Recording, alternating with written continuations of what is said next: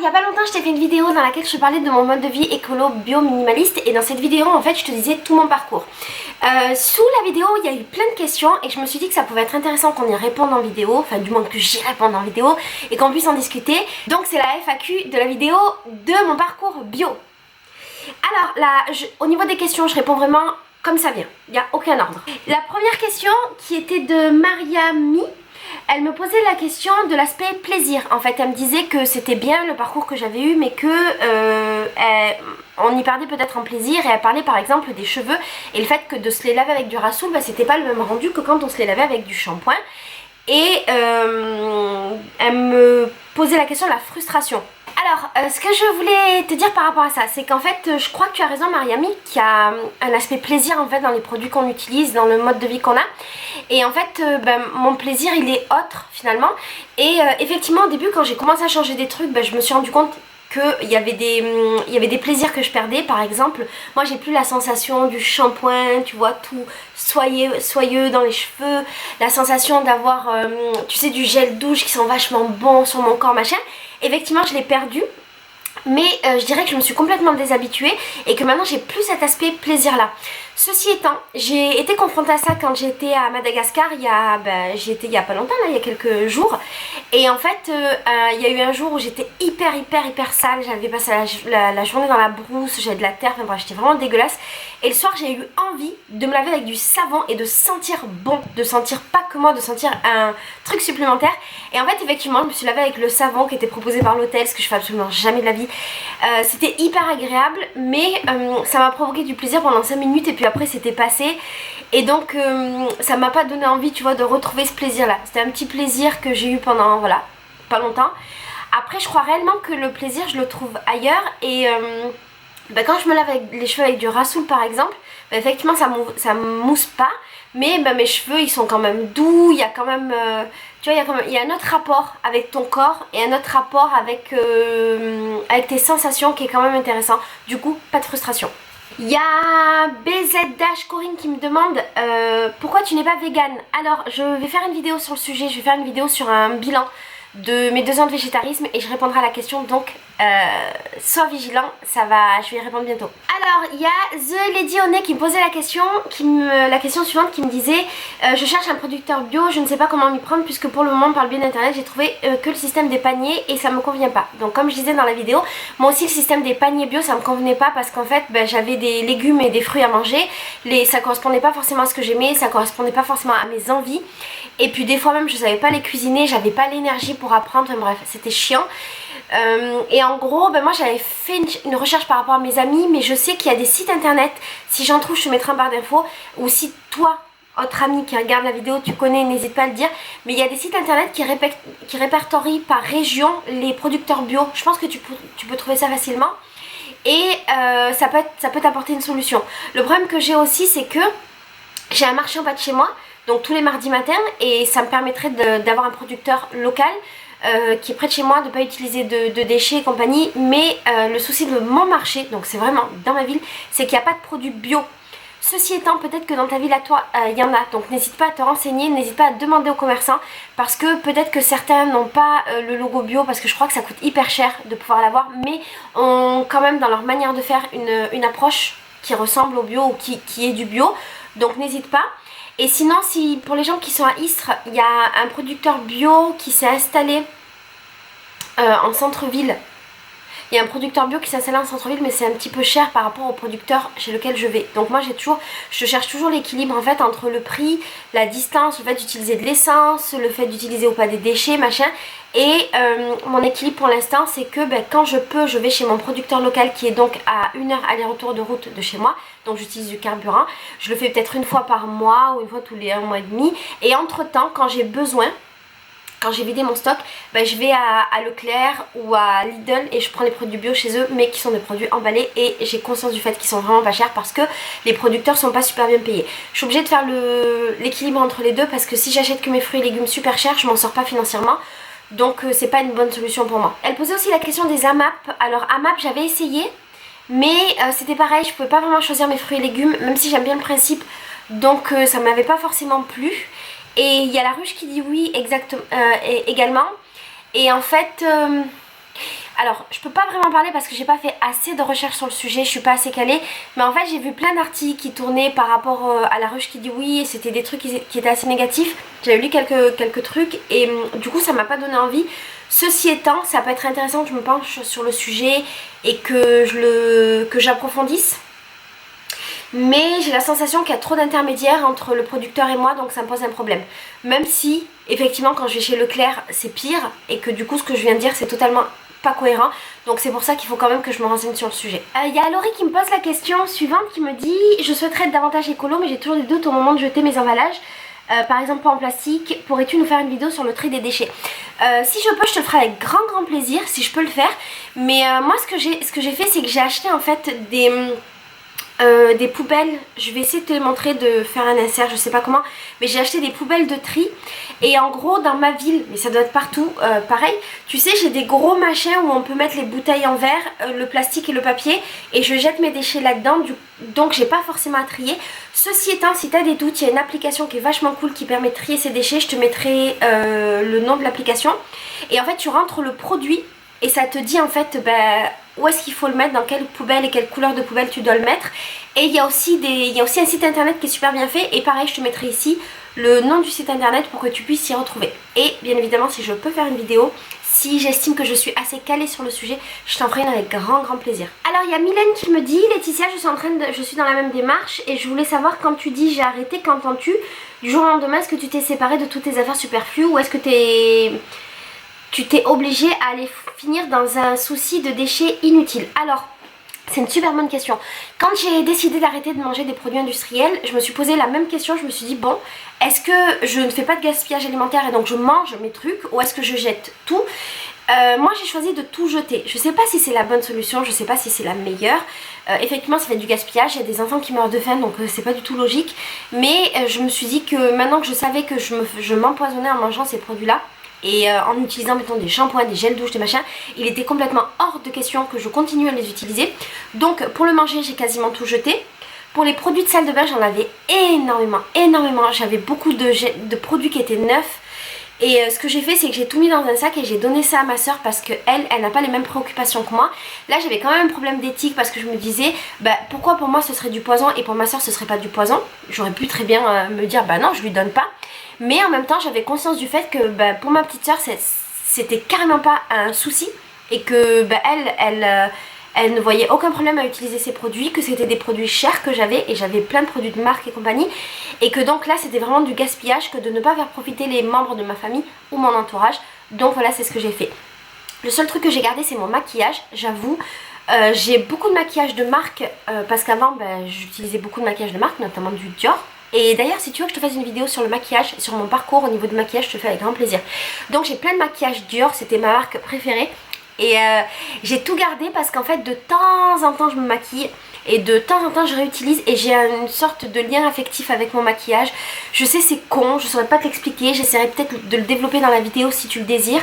Mais voilà, c'est le truc dont je n'arrive pas à me séparer. Vous m'avez posé plein de questions par rapport au livre de Corinne Gouget, donc Additifs alimentaires. Je vous remets le lien en barre d'infos si jamais j'oublie, redites-le moi. Alors, il y a Audrey Lominier qui demande comment ça s'est passé par rapport à mon entourage, et comment mon entourage a réagi à tout ça. J'avais bien envie de te faire une vidéo un petit peu détaillée sur justement mon entourage, comment ils le vivent, comment ils évoluent depuis. Si ça t'intéresse, pareil, tu me le dis. Tu me le dis dans les commentaires, comme ça je le fais. Mais pour répondre brièvement, en fait moi je laisse pas vraiment le choix aux gens autour de moi. C'est à dire que je me fiche complètement de la manière dont les gens réagissent, que ce soit les proches ou les moins proches. Quand j'ai envie de faire quelque chose, je suis hyper égoïste. De manière générale je trouve que je suis hyper égoïste, parce que voilà, si j'ai envie je fais, point barre.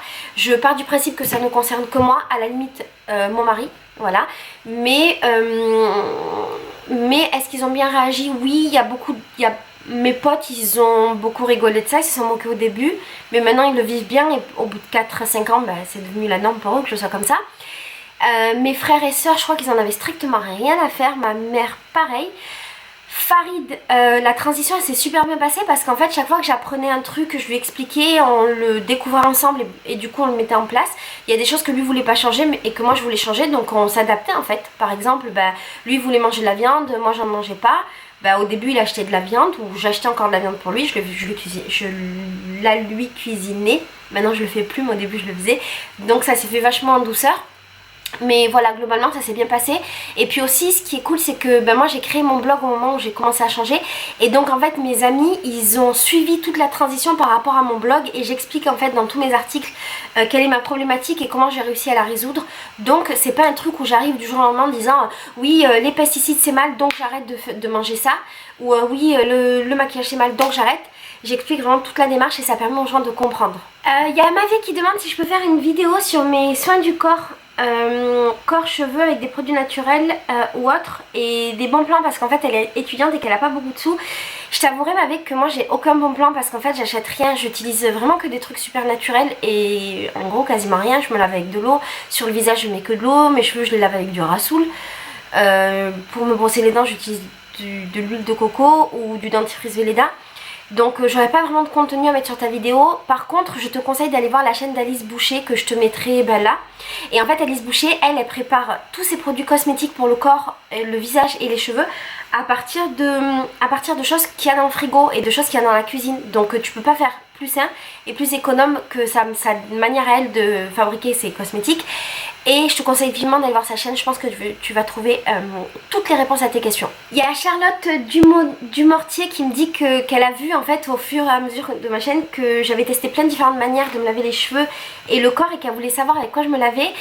Donc pour le corps, j'ai testé le Rasoul pendant un moment, maintenant je me lave à l'eau. J'ai fait une vidéo d'ailleurs sur le sujet avec Carolina de la chaîne La Carologie que je te mets dans le petit i qui est quelque part par là. Et qu'est-ce que je voulais dire? Et pour les cheveux je suis au Rasoul depuis super longtemps et là je te prépare une longue série de vidéos une longue série de vidéos dans laquelle je vais t'expliquer toutes les différentes approches que j'ai eues, tout ce que j'ai testé et je pense te montrer aussi tout ce que j'ai testé et comment ça fonctionne. Donc patience, ça arrive. Il y a Clarisse qui me demande comment on peut gérer les déchets alimentaires en appartement. Comme elle n'a pas de jardin pour le compost. Alors moi j'ai un lombricomposteur et pareil si tu veux je te mettrai le lien vers un lombricomposteur, je te le mettrai en barre d'infos, comme ça tu peux cliquer dessus et le retrouver. Moi j'avais ce lombricomposteur en appartement pendant super longtemps, ça marchait très bien. Maintenant je l'ai mis dehors parce que j'ai eu quelques soucis avec. Ceci étant, si tu as une fenêtre ou si tu peux le mettre près d'une fenêtre ou dans une cuisine avec une fenêtre, ça marche super bien. Dis-moi Clarisse si tu veux que je te fasse une vidéo sur le sujet et si tu veux je te la fais avec grand plaisir. Donc je te fais une vidéo sur le lombricompostage de l'appartement. Alors il y a Migdoul 9600 qui me disait sympa l'écran plat en arrière-plan, c'est très bio, allez va dormir. Je te remercie pour ton intervention hyper bienveillante. Alors c'est vrai que dans mon mode de vie il y a plein d'incohérences. Par exemple ouais j'ai un écran plat géant derrière moi. Parfois je mange du Nutella, je prends ma voiture donc je consomme du carburant alors que je pourrais faire plein de trucs en vélo. Je laisse souvent mon frigo ouvert, c'est un gros tort. Je gaspille de l'eau aussi. Parfois je laisse le moteur de ma voiture tourner. J'ai un iPhone alors que Apple c'est une marque qui n'est pas du tout éthique. Il y a plein d'incohérences dans ma vie, j'en ai bien conscience. J'ai conscience du fait que je suis absolument pas parfaite. Il y a des choses que je n'ai pas encore réglées où je cherche des solutions. Il y a des réponses que j'apporte aussi qui sont pas les meilleures réponses mais qui sont les seules que j'ai pour le moment. Et puis il y a des choses sur lesquelles j'ai pas forcément envie de changer. Et j'ai conscience réellement du fait que c'est pas cool. Mais je peux pas faire autrement. Tu vois par exemple ouais j'ai un écran plat qui est géant parce qu'en fait pour te raconter ma vie, avant je n'avais pas de télévision mais je suis mariée à un mec qui avait cette télévision géante et qui la garde parce qu'il regarde ses séries dessus et je ne vais pas la jeter sous prétexte que moi je suis une meuf écolo bio, elle est là, point barre, c'est pas grave. Et ma solution à moi c'est de dire je change pas de télé, voilà ça fait 10 ans qu'elle est là et ça fait 10 ans qu'on la change pas et puis il y a de fortes chances qu'on la garde encore 10 ans et puis ce sera cool. Et ma solution c'est aussi de dire je sais que je fais des trucs pas bien mais j'essaye de faire des trucs plein de trucs bien derrière. Pour compenser, je fais du mieux que je peux et je crois que le mieux que je peux c'est déjà vachement beaucoup par rapport à plein d'autres gens qui font rien du tout. Donc voilà ma solution. Alors il y a Bluecore qui me posait la question du bio et qui me disait mais est-ce que le bio c'est vraiment bio parce que au niveau des terres, il y a des terres traitées bio, des terres pas traitées bio qui sont côte à côte. Comment on peut vérifier que les produits qu'on achète soient bien bio et compagnie. Il me parle des OGM, des terrains bio, tout ça. Je t'avouerai, je n'ai pas la réponse à ça, réellement. Moi j'ai encore des lacunes sur le sujet qui font que je peux pas être hyper précise quand je te réponds. J'ai conscience du fait, par contre, que mon bio n'est pas forcément un super bio. J'ai conscience du fait qu'il doit y avoir plein d'arnaques dans le milieu bio, que peut-être qu'il y a aussi plein d'entourloupes, parce que je sais qu'il y a des labels qui se disent bio mais qui en fait sont pas vraiment bio, parce qu'en fait il faut juste un petit truc bio dans le produit pour qu'il soit qualifié bio. Mais j'ai prévu de faire une vidéo avec une amie qui s'appelle Sun, c'est la blogueuse Mon Journal Bio, et en fait elle a beaucoup de connaissances très pointues sur les labels bio, sur l'alimentation, sur toutes les choses comme ça. Et elle pourra répondre à la question. Donc la vidéo ça se fera je pense d'ici 2-3 mois, d'ici le début d'année. Et voilà, je préfère que ce soit elle qui t'explique plutôt que moi. Mais encore une fois, moi j'ai conscience du fait que c'est pas parfait. Peut-être que des fois j'achète des produits qui sont estampillés bio qui le sont pas. Mais je préfère en fait essayer de bien manger, quitte à ce que il y a des fois ça marche pas et que ce soit pas de ma faute, plutôt que consciemment ne pas bien manger. C'est comme si tu disais vu que je vais mourir, je continue à fumer comme un pompier parce que dans tous les cas on meurt bien un jour. Bon, c'est une manière de raisonner, ok, mais moi je la trouve pas cohérente. Je préfère me dire, même si je vais mourir un jour, je préfère limiter, et même si je me fais écraser alors que j'aurais pas fumé pendant toute ma vie, c'est pas grave, j'aurais quand même essayé. Voilà, je préfère essayer, faire de mon mieux. Adeline Souchon, tu me demandais comment faire pour ton mec, parce que vous arrêtez pas de vous embrouiller par rapport à tout ton délire bio et compagnie.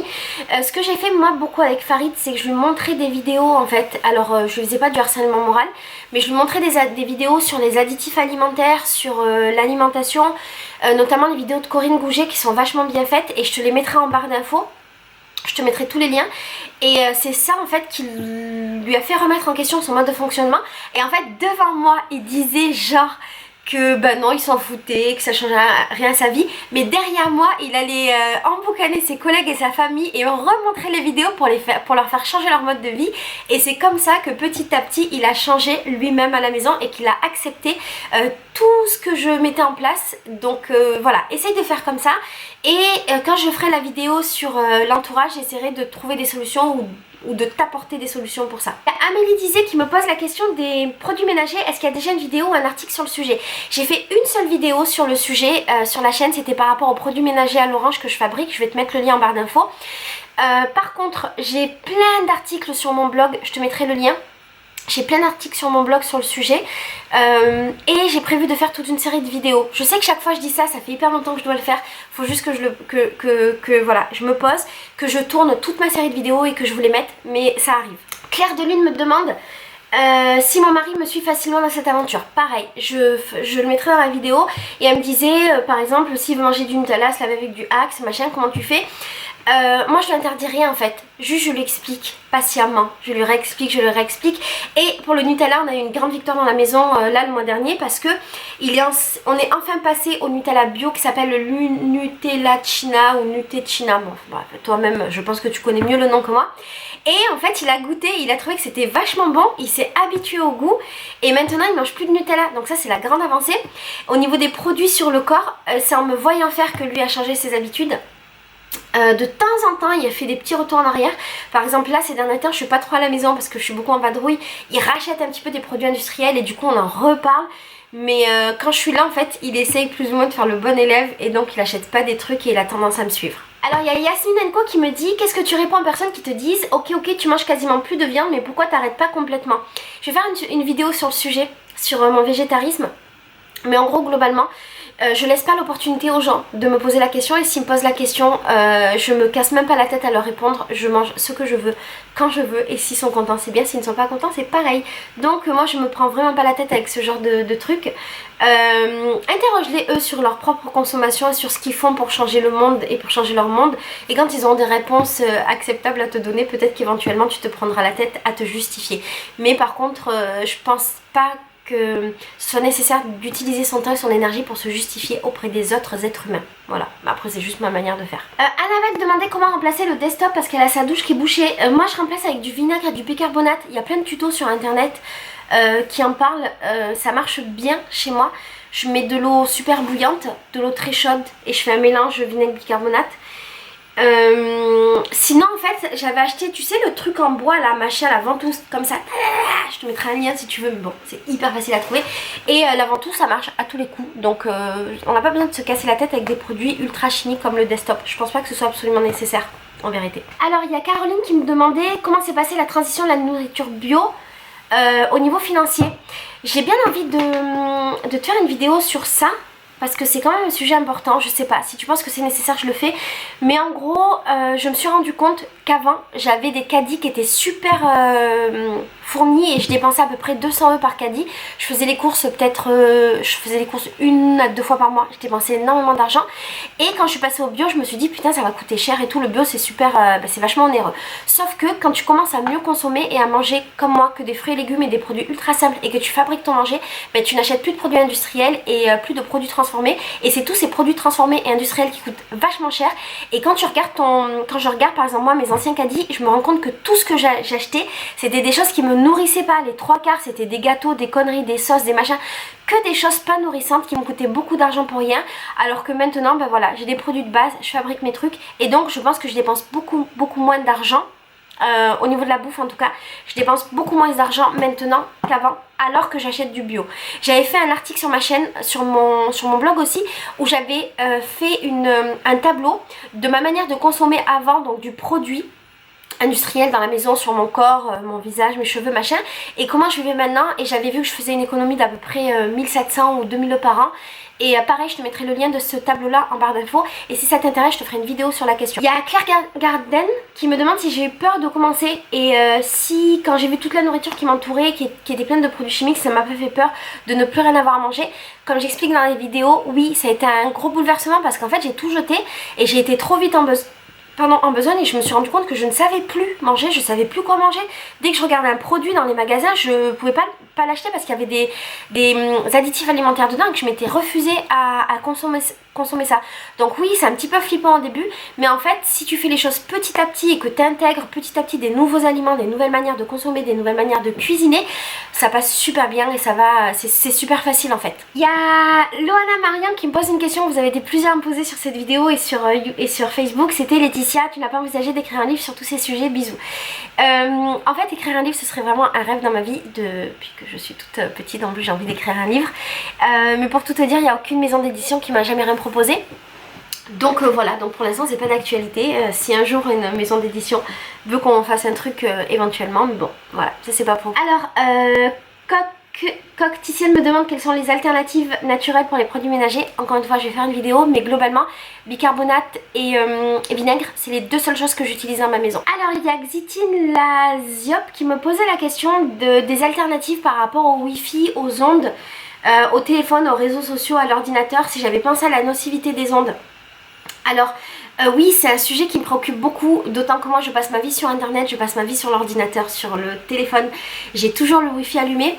C'est un truc auquel je pense depuis des années, j'ai pas vraiment trouvé de solution, mis à part des tout petits gestes. Par exemple le soir mon téléphone est toujours sur avion, je dors pas avec le téléphone sous l'oreiller comme j'ai pu faire beaucoup quand j'étais jeune. J'appelle de moins en moins, donc j'ai jamais le téléphone qui est collé, je suis soit en haut-parleur soit avec les écouteurs, c'est très rare que j'ai le téléphone collé à l'oreille. Pour le wifi malheureusement j'ai pas trouvé de solution. Je pourrais si j'étais un peu moins de mauvaise foi, mais je suis clairement de mauvaise foi. C'est juste que pour le moment c'est un outil qui est tellement indispensable à ma vie que j'ai pas envie de chercher de solution, mais c'est très problématique. J'avais le problème sur le micro-ondes. J'avais un gros souci sur les ondes du micro-ondes qui seraient vraiment pas saines. Je dis qui seraient mais je suis quasiment sûre. Et je l'ai supprimé de ma vie depuis bien longtemps. Il paraît que ma plaque à induction produit les mêmes effets que le micro-ondes sur la nourriture. Donc ça c'est un sujet sur lequel il faut que je creuse. Mais même si j'avais la solution, j'aurais pas vraiment de... Même si j'avais la réponse, pardon, j'aurais pas vraiment de solution pour le moment. Donc voilà, c'est des choses, oui, auxquelles je pense. Et ça fait partie de mes prochains défis en fait. Et des prochaines choses qu'il faudrait que je mette en place.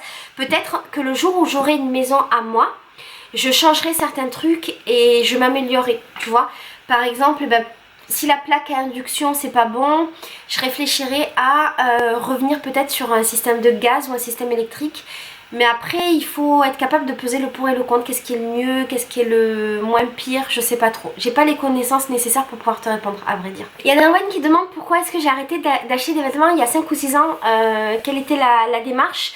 Et alors là c'est pareil, je compte te faire une longue vidéo pour tout expliquer de A à Z. Ceci étant, tu as un début de réponse dans une conférence que j'ai faite il y a pas longtemps à Lyon. Je te mets le lien en barre d'infos. Et là je pense que tu auras voilà, un début de réponse. Il y a Amel Amel qui me demande où est-ce que j'en suis de mon désir de bébé, parce qu'elle est dans le même cas que moi. En fait j'ai rendez-vous le 9 janvier dans une clinique à Marseille, c'est une clinique PMA et Farid et moi on va vraiment commencer le parcours PMA et je vais tout filmer. Tu sais, j'ai une playlist qui s'appelle quoi? Je sais pas, on fabrique un enfant, je crois que c'est ça, c'est comme ça qu'elle s'appelle. Et donc je mettrai toutes les vidéos à l'intérieur et toute la démarche PMA. Pardon, et toute la démarche PMA. Alors il y a la fille aux yeux verts qui me dit il te manque encore une démarche devenir vegan. Alors devenir vegan, ça j'en parlerai dans ma vidéo sur le végétarisme, mais je pense que je ne serai jamais vegan de toute ma vie parce qu'en fait je veux pas être assimilée à un mot, vegan, végétarienne, tout ça m'intéresse pas.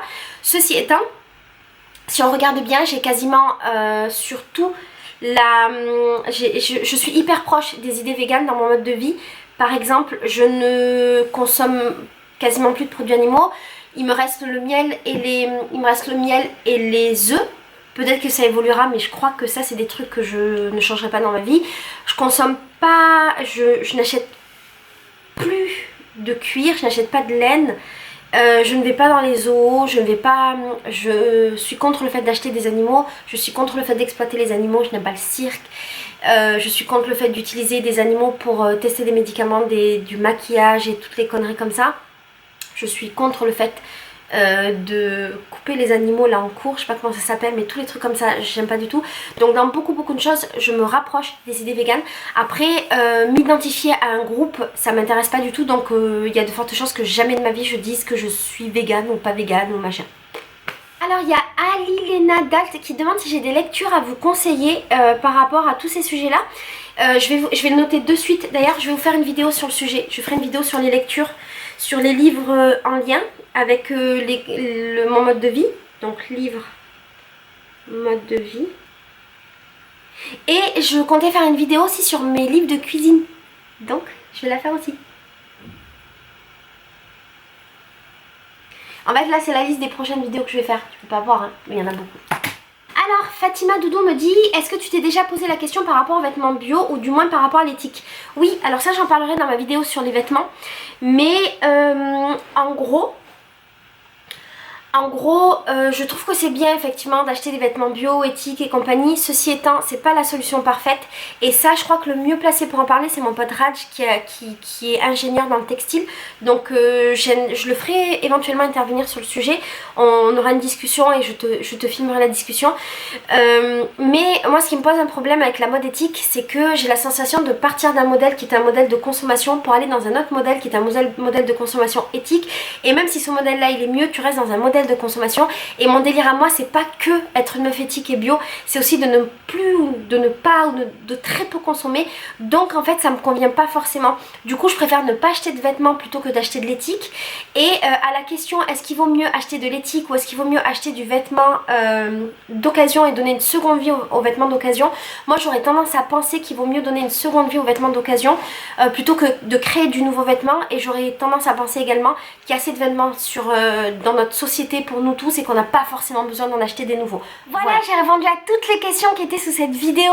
Si ce style de vidéo t'intéresse, n'hésite pas quand je fais une vidéo, même un vlog, n'importe quelle vidéo, à me poser toutes les questions dans les commentaires et moi en fait je prendrai l'habitude d'y répondre, soit dans des vidéos séparées, soit dans les nouveaux vlogs, je verrai selon, voilà, selon les questions. Si tu as d'autres questions, n'hésite surtout pas à les poser, mais je crois que là j'ai répondu à tout. Et puis en plus de ça, il y a toute une série de vidéos qui arrivent, comme je t'ai dit, il y a tout ça. Donc ça c'est les prochaines vidéos que je vais tourner et ça parle beaucoup de mon mode de vie écolo bio. Pourquoi j'en fais autant? Parce que déjà je l'avais promis depuis longtemps et puis surtout je me suis rendu compte que je faisais beaucoup de trucs sur la chaîne mais que j'avais un tout petit peu mis de côté cet aspect là de ma vie et que c'était quelque chose qui t'intéressait beaucoup. Donc voilà, j'ai décidé de remédier à ça, j'ai écouté ce que tu m'avais demandé, donc je te prépare plein de vidéos. Voilà, je te fais des milliers de bisous et je t'aime très fort. Ciao!